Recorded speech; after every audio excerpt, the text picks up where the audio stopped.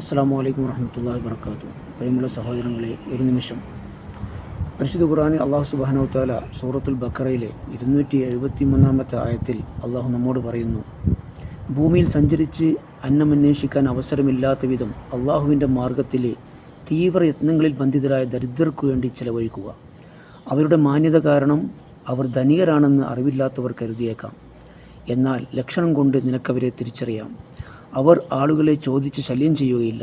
നിങ്ങൾ നല്ലത് എത്ര ചെലവഴിച്ചാലും തീർച്ചയായും അള്ളാഹു അതറിയുന്നവനാണ്. പ്രിയമുള്ള സഹോദരങ്ങളെ, നമ്മളൊക്കെ ധർമ്മം ചെയ്യുന്നത് എങ്ങനെയാണ്?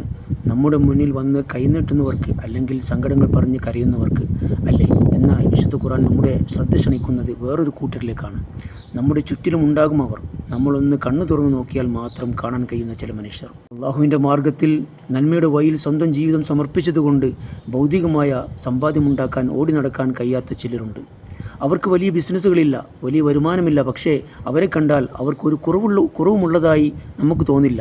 അതാണ് ഖുർആൻ പറയുന്നത്. അവരുടെ മാന്യത കാരണം അവർ ധനികരാണെന്ന് വിവരമില്ലാത്തവർ കരുതിയേക്കാമെന്ന്.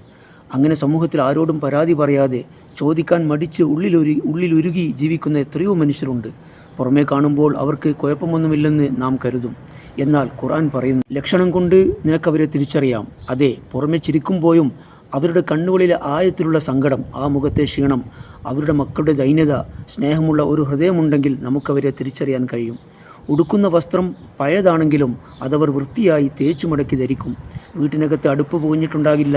എന്നാലും പുറത്തിറങ്ങിയാൽ അവരുടെ മുഖത്തൊരു പുഞ്ചിരി ഉണ്ടാകും. അഭിമാനം, സെൽഫ് റെസ്പെക്റ്റ് എന്ന ഒറ്റ കാരണത്താൽ സ്വന്തം സങ്കടങ്ങൾ അവർ മറ്റുള്ളവരോട് പറയില്ല. ആളുകളുടെ മുന്നിൽ പോയി കൈനീട്ടുക എന്നത് അവരെ സംബന്ധിച്ചിടത്തോളം മരണം പോലെ ബുദ്ധിമുട്ടുള്ള കാര്യമാണ്. പ്രിയമുള്ളവരെ, അത്തരത്തിലുള്ള മനുഷ്യരെ കണ്ടെത്താൻ നമ്മുടെ കണ്ണുകൾക്കും ഹൃദയത്തിനും കാഴ്ച ഉണ്ടാകണം. അവർ ചോദിക്കുന്നതിന് മുമ്പ് തന്നെ അവർക്കൊരു താങ്ങായി മാറാൻ നമുക്ക് കഴിയണം. അതേ സഹോദരങ്ങളെ, നമ്മൾ അവരെ തേടിച്ചൊല്ലണം. അവരുടെ ആത്മാഭിമാനത്തിന് ഒരു പോറലും ഏൽപ്പിക്കാതെ അവരെ സഹായിക്കാൻ നാം മുന്നിട്ടിറങ്ങണം.